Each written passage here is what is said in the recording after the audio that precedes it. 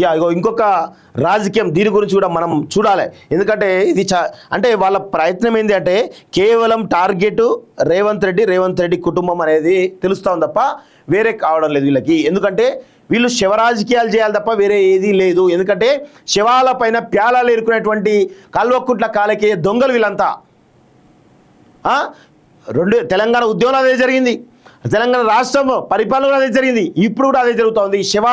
శివరాజకీయం చేస్తూ పబ్బం గడుపుతూ ఉన్నారు ఈ కల్వకుంట్ల కాలకేయ లాంటి విషయాన్ని మనందరం కూడా గుర్తుపెట్టుకోవాలి. మాజీ సర్పంచ్ అంటే కొండారెడ్డిపల్లిలో అసలేం జరిగింది, నిజాలన్నీ బయటికి. మాజీ సర్పంచ్ ఆత్మహత్య ఘటన రాజకీయంగా క్యాష్ చేసుకునే పనిలో బీఆర్ఎస్ సీఎంపై తీవ్ర వ్యాఖ్యలు చేసిన కేటీఆర్. అసలు గ్రామంలో ఏం జరిగింది, నిజాలేంటో చెప్పిన కొండారెడ్డిపల్లి వాసులు.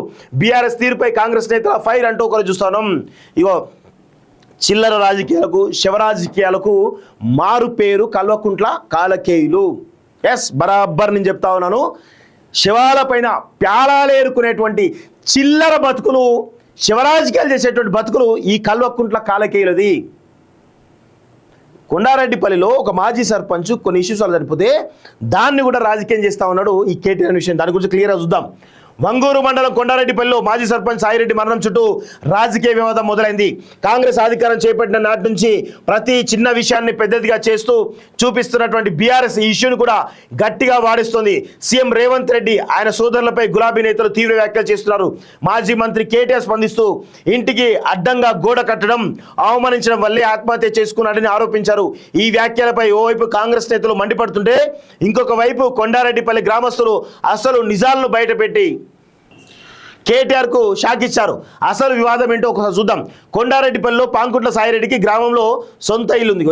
ఇది సాయిరెడ్డి ఇల్లు, ఒకసారి జూమ్ చేసుకో. ఈ సాయిరెడ్డిలో దీనికి ఆనుకొని ప్రభుత్వ భూమిలో పాడుబడ్డ బావి ఉండేది. దాన్ని పూర్తి చేసి చాలా కాలంగా వాడుకుంటున్నాడు. అయితే గ్రామంలో ఎప్పటి నుంచో పశువుల దవాఖాన కట్టాలని అనుకుంటున్నారు. దీనికోసం సాయిరెడ్డి కూడా ఎన్నో ఏళ్లుగా పోరాటం చేస్తున్నాడు. రేవంత్ రెడ్డి సీఎం అయ్యాక కొండారెడ్డి రూపురేఖలు మారిపోయాయి. ఎప్పటి నుంచో పెండింగ్లో ఉన్న పనులు చకచకా జరిగిపోతున్నాయి. గ్రామం అభివృద్ధి వైపు పరుగులు పెడుతోంది. ఈ క్రమంలోనే సాయిరెడ్డి ఇంటిని ఆనుకొని ఉన్న ప్రభుత్వ భూమిలో పశువుల ఆసుపత్రి నిర్మించారు.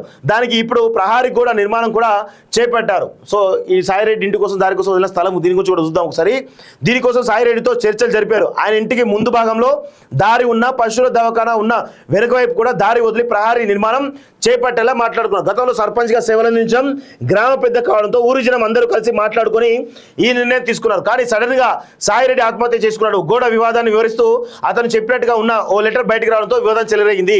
గ్రామస్తులు ఏమంటున్నారంటే సాయిరెడ్డి ఆత్మహత్య వివరంలో సీఎం కుటుంబాన్ని కావాలని బదనం చేస్తున్నారని గ్రామస్తులు చెబుతున్నారు. ఈ ఆత్మహత్యకు సీఎం రేవంత్ కుటుంబానికి ఎలాంటి సంబంధం లేదని, ఆయన జాగాలో అసలు పశువుల ఆసుపత్రి కట్టలేదన్నారు.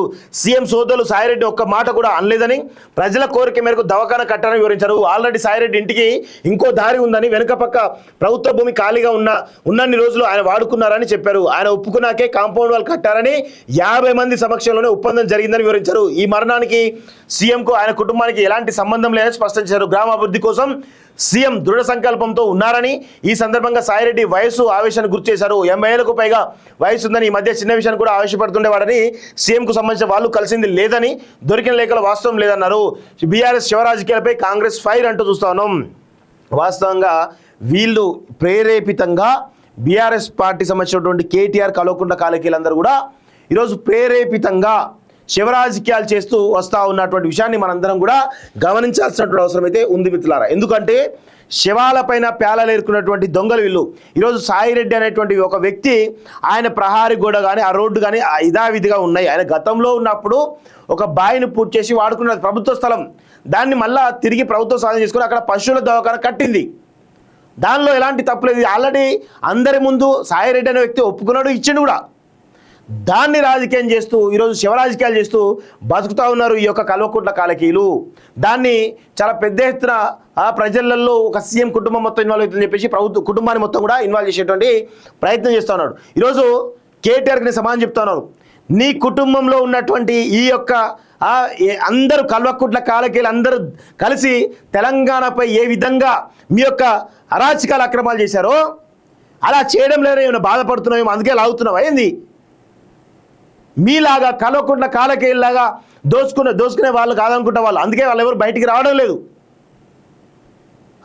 మీరేమో ఇటు కేటీఆర్, హరీష్ రావు, సంతోష్ రావు, కవిత, కేటీఆర్ బామ్మర్ది, కేసీఆర్ బామ్మర్ది, కేసీఆర్ అక్క చెల్లెలు, వాళ్ళ మొగుళ్ళు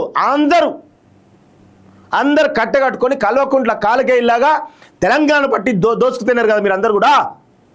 ఎట్లా మాట్లాడతారో నాకు అర్థం కాదు. బుద్ధి ఉండాలి కదా కొంచెమైనా. ప్రతి దాన్ని రాజకీయం చేయాలి. ఏం బతుకులరా నాయన, శివాల పైన ప్యాలాలు ఏరుకునే చిల్లర బతుకులరా మీ. వీళ్ళకి ఇట్లనే సమాధానం చెప్తే బుద్ధి ఉంటుంది, లేకపోతే బుద్ధి ఉండదు వీళ్ళకి. ఇగో ఇంకొక రాజకీయం, దీని గురించి కూడా మనం చూడాలి. ఎందుకంటే ఇది అంటే వాళ్ళ ప్రయత్నం ఏంటి అంటే కేవలం టార్గెట్ రేవంత్ రెడ్డి కుటుంబం అనేది తెలుస్తాం తప్ప వేరే కావడం లేదు వీళ్ళకి. ఎందుకంటే వీళ్ళు శివ రాజకీయాలు చేయాలి తప్ప వేరే ఏదీ లేదు. ఎందుకంటే శివాల పైన ప్యాలాలు ఏరుకునేటువంటి కల్వకుంట్ల కాలకేయ దొంగలు వీళ్ళంతా. తెలంగాణ ఉద్యమంలో అదే జరిగింది, తెలంగాణ రాష్ట్రం పరిపాలన అదే జరిగింది, ఇప్పుడు కూడా అదే జరుగుతూ ఉంది. శివరాజకీయం చేస్తూ పబ్బం గడుపుతూ ఉన్నారు ఈ కల్వకుంట్ల కాలకేయ లాంటి విషయాన్ని మనందరం కూడా గుర్తుపెట్టుకోవాలి. మాజీ సర్పంచ్ అంటే కొండారెడ్డిపల్లిలో అసలేం జరిగింది, నిజాలన్నీ బయటికి.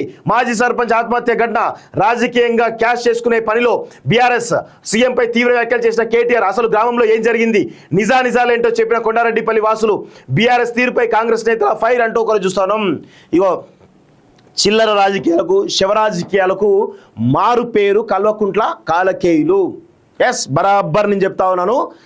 శివాల పైన ప్యాలాలేరుకునేటువంటి చిల్లర బతుకులు, శివరాజకీయాలు చేసేటువంటి బతుకులు ఈ కల్వకుంట్ల కాలకేయులది.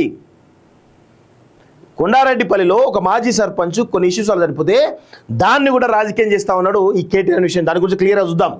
వంగూరు మండలం కొండారెడ్డిపల్లిలో మాజీ సర్పంచ్ సాయిరెడ్డి మరణం చుట్టూ రాజకీయ వివాదం మొదలైంది.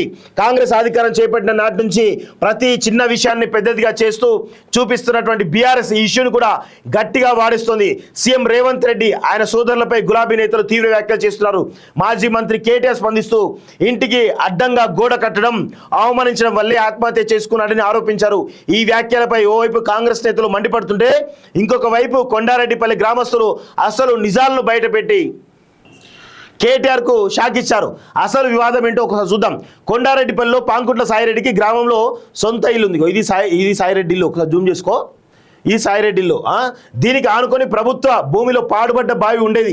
దాన్ని పూర్తి చేసి చాలా కాలంగా వాడుకుంటున్నాడు. అయితే గ్రామంలో ఎప్పటి నుంచో పశువుల దవాఖాన కట్టాలని అనుకుంటున్నారు.